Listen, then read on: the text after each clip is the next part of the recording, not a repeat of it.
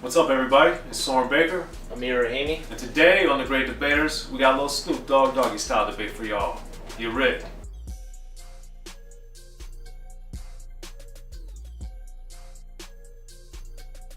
Alright, Amir, so of course everyone looks at Doggystyle as one of the best albums in rap history, as they should. It also happens to be one of the most popular albums in rap history, as it should, given its potency, Snoop's brilliance, Dr. Dre's brilliance, and of course the appearance of all the death row artists that appear on it, the death row inmates. Yeah, there we go. Inmates. The inmates. So that being said, Snoop is a very generous man and shared the spotlight, as was done on The Chronic. Dr. Dre laid that blueprint, and Snoop followed it by having a lot of people appear on the album not named Snoop Doggy Dogg at the time, and beyond Dr. Dre also. So, on this episode of The Great Debaters, what we're going to do is name the best feature appearance by an artist on Doggystyle not named Snoop. So we're going to go through, talk about some of our favorite appearances on Doggystyle, and then, discuss, debate them, and come up with our own and why. So Amir, so many songs that are phenomenal on this album have guest appearances, so what are 2 or 3 that you really like and why? Let's go through them. Okay.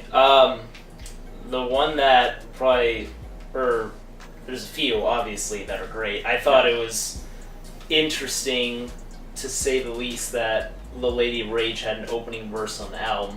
Yeah. I thought that was kind of strange but awesome that she started off his album. Yes. But that's not one. I just want to put that out there, and I love Rage. For All My Brothers and My Sisters, Okay. That song, dude. Let me tell you something about that song. Please. Which you know, but I'm going to say it anyways. It was so interesting that it's such an unorthodox composed song when you think about it, where Corrupt has half a verse, Daz is a verse, Corrupt has a full-blown verse, Corrupt has another half verse, right. And Rage has a verse, and Snoop isn't even really on the song except for a couple lines. I just thought just the unorthodox death row approach on these featured songs was great. That one, I just think Corrupt obliterates it. Annihilates, obliterates, decimates, whatever. And I love how he also shouts out his favorite artist at the time, Rakim. He ain't no joke, so what I should be a joke for, and that's my idol, giving due, and called himself a loc 20-year-old. I'm not sure actually was that on that song, but regardless, he kills it, dude. And he gives off the impression that he can flow forever. He gives you the impression that he can just freestyle for eons. Someone who's had the good fortune to hang out with Corrupt quite a bit since the 1990s, I've witnessed myself at least 5 or 6 times where Corrupt will just start rapping, and he'll rap for literally 30, 40 minutes, just nonstop. Just as something to do. He's not like, we're just talking or something, and then he'll just start rapping.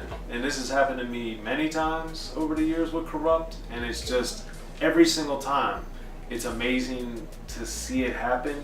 And like, people talk about battle rappers or what have you, but like, Corrupt literally can rap at the drop of a dime for 30 minutes. And I'm talking about no breaks, no nothing.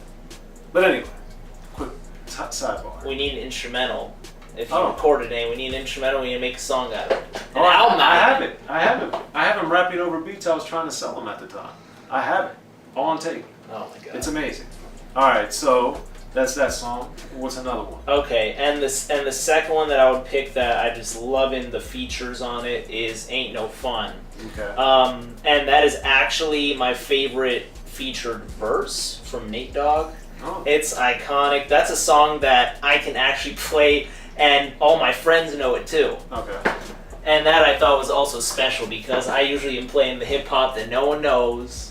And here we go. People can understand Nate. They love to sing, and that's a party song. And honestly, the way Corrupt goes in is just like amazing. That's like the pre-explosive verse. That's also one of my favorites. Sorry to steal the spotlight here for a minute, but Ain't No Fun is one of mine for both Corrupt and Nate Dogg, because Corrupt is just diabolically hilarious. If you want to look at it as funny, or if not just blatantly, patently offensive. But if you can just look at it as humorous, like his is insane, and then Nate Dogg is in a similar vein as well. So both of those are two of my nominees for this exercise because I remember hearing that song and thinking of how profane and how graphic it is. And then, like, man, this song is so amazing. How are they going to make this a single? And I was so disappointed that they didn't make a video or they didn't, make it into a something. Because now, even in 2018, they still play that song on the radio out there in LA. So I was always so impressed by that song, but then so disappointed they didn't make it a single and didn't make it a video and all that stuff. So, do you have any other nominees for this? Those are, I mean, I want to say Serial Killer too. No, if I'm choosing two, Serial Killer, what does he say? Up or down, right or left, life or death, Corrupt going in, Daz, it's just RBX. Well, that would be your third, but for my brothers and sisters. For my brothers and sisters and Ain't No Fun are my two featured. So then what's the third? Sure. Serial Killer? Third is Serial Killer. Okay. That beat, man, especially is just nuts, dude. Well, Serial Killer would be my second nominee as well because of the same reason. One, that's probably, if not my favorite beat on the album, it's one of my top 2 or 3 beats on the album. And then RBX in particular, I always loved his performance on that song, man. I thought it was so astonishingly powerful because obviously RBX has one of the best voices in rap history, and then that beat is phenomenal. So you have like the premier Dr. Dre, you have RBX at his zenith as well, as we see throughout RBX's career when he has these moments where he's able to like shine on stellar production alongside of other artists. Like he almost always does the best or is right there. If he's not the best, he's tied or arguably second. But like, dude, I just remember his voice coming on that the first time I was hearing it, and I was like blown away. So it's pretty amazing, man. And then, so those would be my nominees, and I think that the album has a lot of good. Those are my 2 picks. My Brothers and Sisters song I love a lot, but to me it's not as good. And I think, kind of to your point, Snoop's not even really on it, which doesn't hurt for this exercise. But I always remember thinking, like, did they make a mistake and put that on this album? I was like, what? Because where's Snoop? But so I don't know. But I think those 2 songs are my favorite. So we have, at this point, we're going with 2 different songs. We got Ain't No Fun and Serial Killer. We got Nate Dogg and Corrupt or RBX. Or those would be my 3 picks. Okay. So we have to whittle it down from there. So it's just a really hard one, man, because they all are very different, in my opinion. Because the RBX, that everything is just super hardcore, rough and gangster. Whereas the Ain't No Fun, you have the beat is so different sonically. It's a happy one. It's a happy beat, and then there's the humorous element that doesn't really come through on Serial Killer at all. Yeah. And then Corrupt is rapping, Nate Dogg is singing, and both of them, their verses are so vile in similar and different ways. Yeah, oh yeah. So for you, Amir, what are those your top three too? So my top 3 is Corrupt, number 1. I think he just like amazing, man. It reminds me kind of like Ghostface and Raekwon kind of thing, how he was like playing a perfect sidekick. Right. And that's not discredit anyone else. Everyone did like great. Corrupt's my number 1.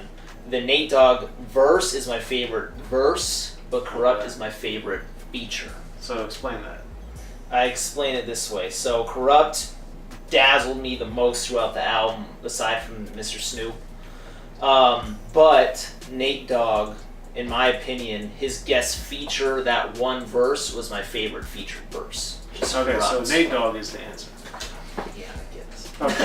I'm just trying to make sure everybody out there... Nate Dogg's appearance on Ain't No Fun is my favorite appearance on the album.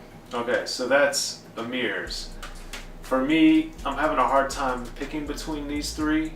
But for me, I'm going to have to go with Corrupt on Ain't No Fun, because that has the most disparate elements in it all on one verse. Because it has this super lyricism. It has the super gruff, condescending, offensive, vile ridiculousness to it, but then it's also like hilarious at the same time, if you want to look at it that way.